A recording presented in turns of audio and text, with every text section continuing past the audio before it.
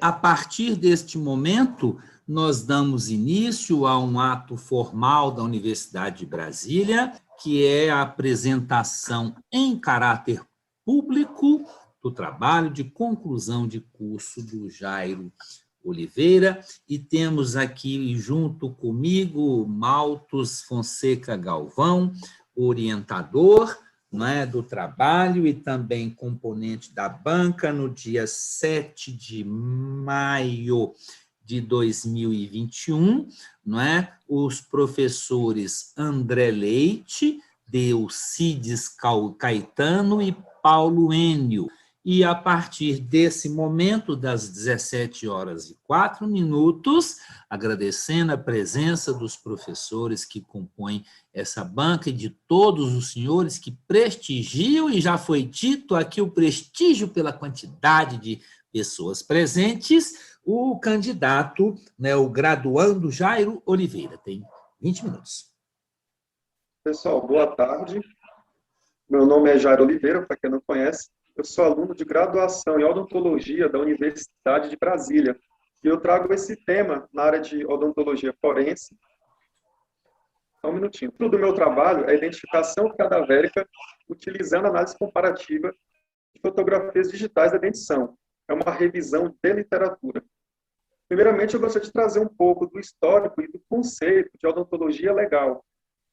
A odontologia legal, ela tem seus primórdios ali nos anos 20, 30, com o Luiz Lustosa Filho, né? E o conceito que eu trago é o do Conselho Federal de Odontologia, de 2005. Ele praticamente se perpetua desde 93, esse conceito, que é a odontologia legal, a especialidade que tem como objetivo a pesquisa dos fenômenos psíquicos, físicos, químicos e biológicos que podem atingir ou ter atingido o homem vivo, morto ou ossada. Enfim, esse conceito ele é melhor traduzido nas palavras do Luiz Lustosa Filho, que diz que a odontologia legal é a ciência a serviço do judiciário, a responder às questões de litígios judiciais. Bom, os objetivos do trabalho é expor, por meio de revisão de literatura, a importância da odontologia legal e também do método de identificação utilizando fotografias digitais, né? A metodologia utilizada foi a seleção de vários artigos científicos, né, sobre o tema, nas principais bibliotecas virtuais, de forma que a gente pudesse destacar, né, o papel da odontologia legal e dos métodos de identificação utilizando fotografias digitais. E por que usar os dentes, né? Os dentes são elementos estáveis, rígidos, que suportam muito bem as intempéries e as ações dos fenômenos pós-mortem. Então, algumas técnicas são as principais utilizadas, como o exame de DNA, a papiloscopia e a odontologia.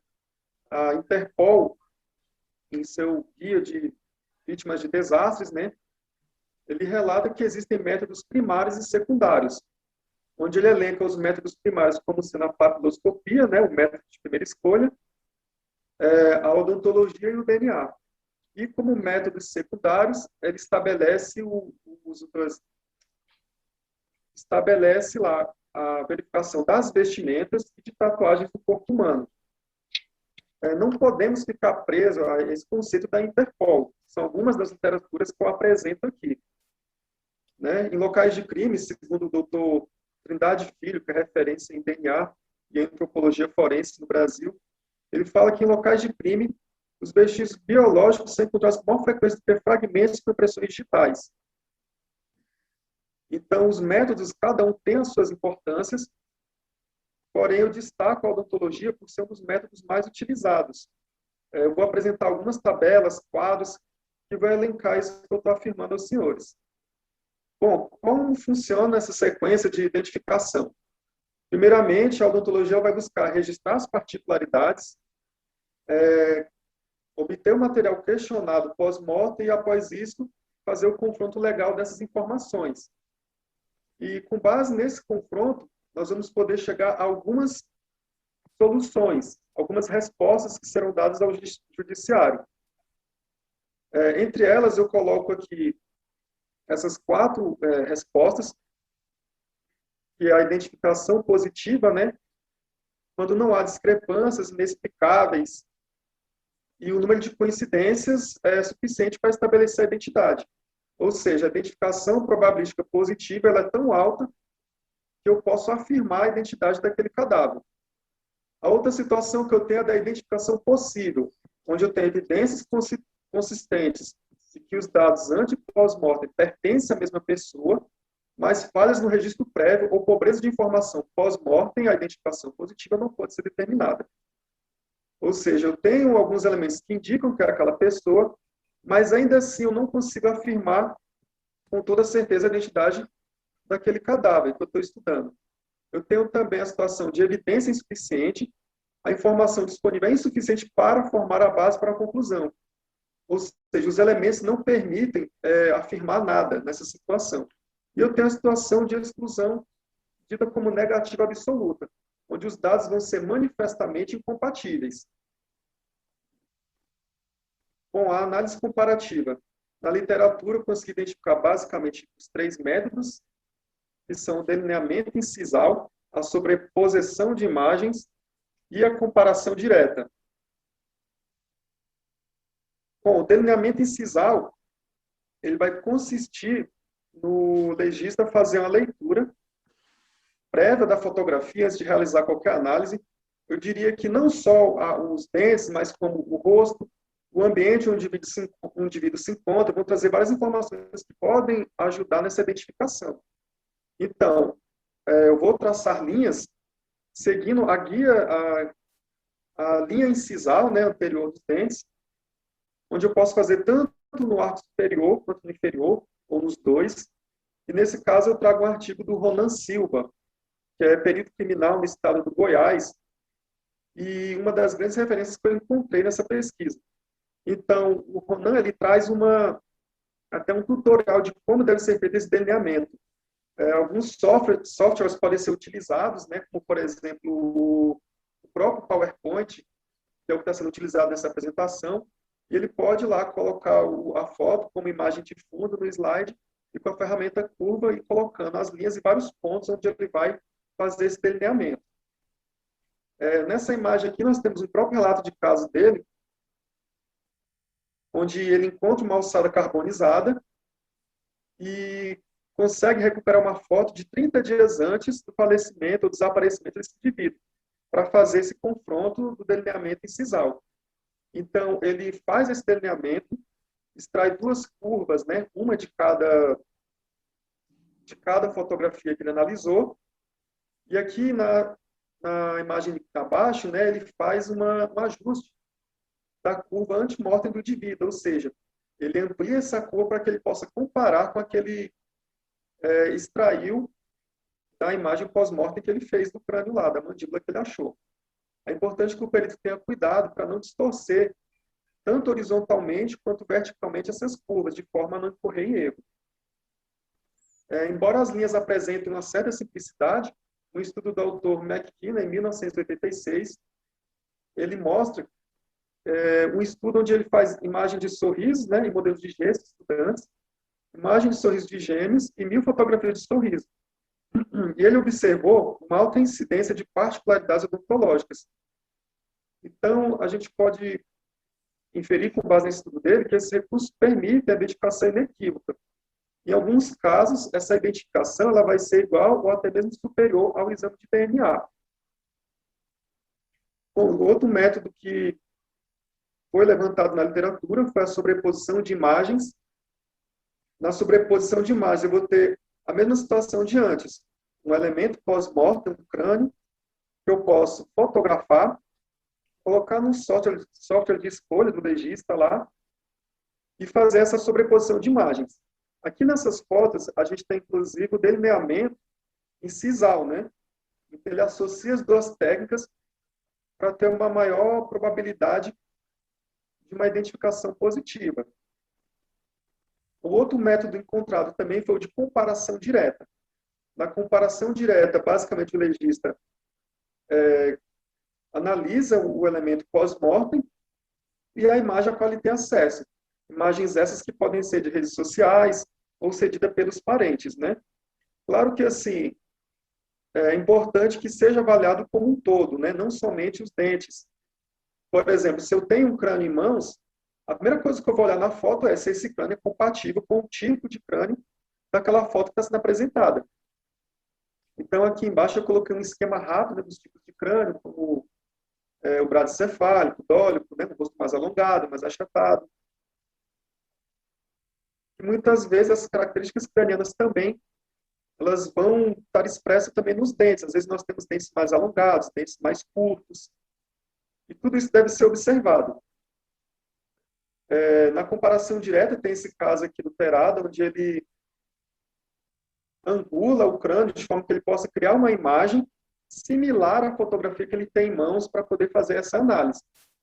Então, o método de comparação direta é o método mais utilizado nesse caso de análise de fotografias digitais, sendo que os legistas geralmente associam ele com outros métodos.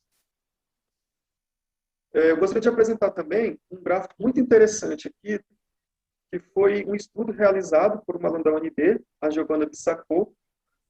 Então, no ano de 2015, ela fez um levantamento dos dados, dos laudos produzidos no ML do DF, entre os anos de 1993 a 2013, né, onde 199 casos foram de identificação positiva. Então, em números absolutos, 76 casos foram utilizados o método odontológico, em 62 casos foram utilizados o método genético, em 54 casos o método antropológico e em 35 casos o método papiloscópico. Então, do gráfico, a gente pode depreender que a odontologia legal ela tem um papel fundamental nas ciências forenses. Então, em números absolutos, foi o maior método utilizado na identificação do ML durante esses aproximados 20 anos. Bom, uma outra tabela que eu também posso extrair desse estudo dela foi o método odontológico mais utilizado, né? Que foi a fotografia casual do sorriso, que foi utilizada em 31 dos laudos, o prontuário odontológico 29, a radiografia periapical foi utilizada em 25 dos casos, a prótese em 10, e os demais casos foram utilizados em menor número. Bom, a tabela 2 ela apresenta alguns dos artigos que eu utilizei na realização desse levantamento de literatura. Então, nessa revisão, nós temos aqui o artigo do Ronan Silva, né, de 2011. Ele utilizou comparação direta nesse artigo e ele obteve como método principal de identificação, não sendo realizado nenhum tipo de associação com outros métodos, sejam eles odontológicos ou não. Em 2011, o Terada volta a utilizar esse método também, de comparação direta, mas dessa vez ele foi auxiliado pela antropometria. O autor, Ronan Silva, ele também volta a utilizar esses métodos de publicar artigos, como, por exemplo, no ano de 2015, onde ele associa os 3 métodos e utiliza esse método como identificação principal, não sendo auxiliado por nenhum outro método. Miranda, em 2016, utiliza o delineamento e a sobreposição e estabelece um método de identificação principal. Silva, em 2016, utiliza o delineamento e a comparação direta, também utilizado como método principal. Os demais autores utilizam a comparação direta, e nesse primeiro caso ele conseguiu uma identificação principal e nos outros auxiliado.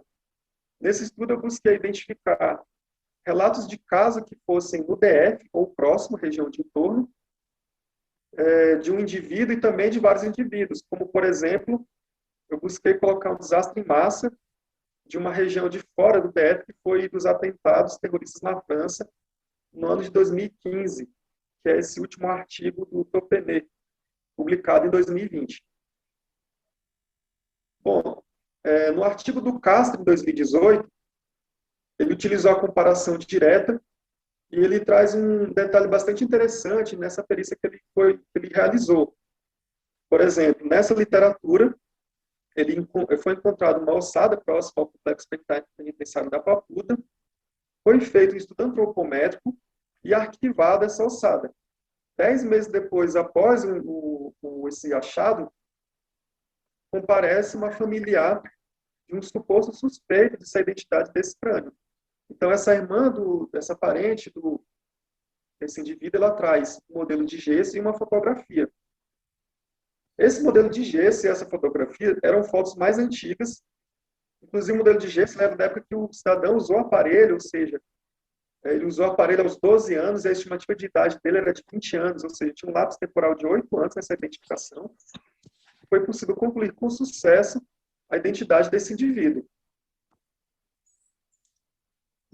Então, a discussão que eu trago, pelos autores que foi apresentados, foi observada uma preferência pela comparação direta e normalmente foi auxiliado esses métodos por um método ontológico ou não odontológico de forma a aumentar aquela probabilidade de identificação positiva.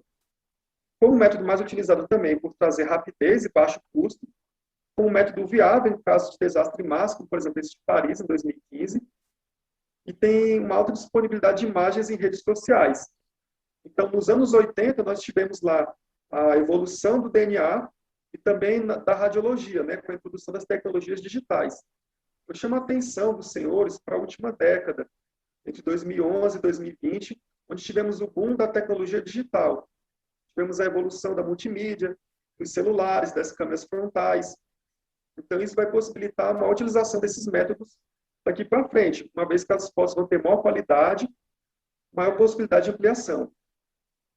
Os dentes são elementos estáveis e rígidos, e hoje, com esse sistema de computação na nuvem, é muito fácil as pessoas terem arquivo das fotos.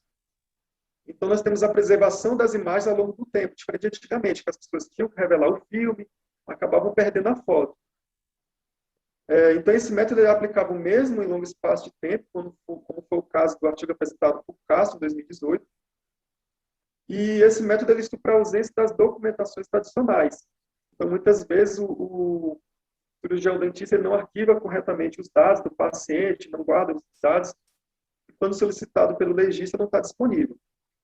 A técnica tem algumas limitações, como o número de dentes visíveis na fotografia, que basicamente são somente os dentes anteriores.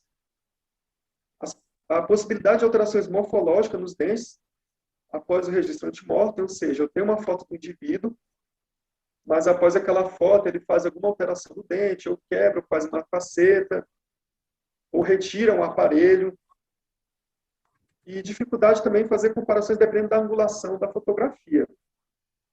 Com a baixa qualidade de imagem, ela também pode estar presente com uma dificuldade nesse tipo de perícia, proveniente também de equipamento antigo, ou até mesmo na transmissão por software. Né? Então, algum aplicativo que causa compactação. Por exemplo, o WhatsApp. Quando eu transmito uma foto para o WhatsApp, ela passa por uma compactação e perde um pouco da qualidade de imagem. E as redes sociais também podem compactar essas imagens. Outro detalhe que deve ser observado é a inversão horizontal da foto, no caso de selfie, ou no uso de espelhos. Então, aqui eu reproduzi o delineamento do artigo do Ronan, e aqui eu fiz a inversão horizontal da linha delineada da foto antemortem, onde você pode notar que já não há uma compatibilidade tão grande entre os dois gráficos que foram extraídos, né? E como consideração, eu coloco ainda que deve prevalecer o bom senso investigativo quanto ao uso do software, imagem, e também de escolha do método, sempre analisando o tempo disponível e os recursos. É interessante a associação das técnicas, né, para evitar os erros, e atenção a pequenos erros, como, por exemplo, a inversão de imagem, de espelhos para essas selfies. Eu gostaria também de exaltar aqui a evolução dos equipamentos fotográficos, que devem ser levados em conta na utilização do método, e as particularidades morfoanatômicas do complexo estomatognático, né, dos dentes, que são estruturas rígidas, estáveis, que possibilitam uma rápida identificação e resolução das questões de cunho social e judiciais. Eu queria agradecer a atenção de vocês. 20 minutos é muito pouco tempo para a gente debater a odontologia forense. Eu deixo aqui um QR Code para que vocês possam escanear as referências, consultarem, pesquisarem. E, por último, uma frase que representa bastante a minha graduação nesse período na UNB. Talvez não tenha conseguido fazer o melhor, mas lutei para que o melhor fosse feito. Não sou o que eu deveria ser, mas graças a Deus não sou o que eu era antes. Eu agradeço a atenção de todos e eu devolvo agora a palavra para o Dr. Maltes Galvão. Muito bem.